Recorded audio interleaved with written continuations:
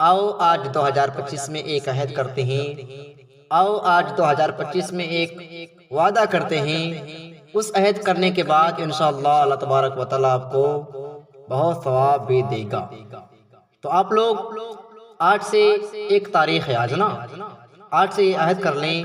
یا اللہ میں آج ایک تاریخ سے لے کر انشاءاللہ اپنی زندگی میں نماز پنجگانہ قضا نہیں کروں گا۔ آپ لوگوں نے یہ بات سننے کے بعد اپنے قدم کو پیچھے لیا ہوگا، لیکن یار ایک بار سوچے تو صحیح، آپ مسلمان بھی ہیں، عقل والے بھی ہیں، بالغ بھی ہیں، لیکن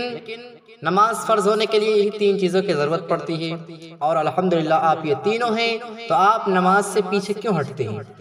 اگر آپ نماز نہیں پڑھیں گے تو آپ کے اہل خانہ جو ہیں، آپ کے بچے ہیں، اس نماز کی قضا عمری نہیں کریں گے۔ آپ کو خود اس کو کرنا ہے اور آپ کو خود نماز پڑھنی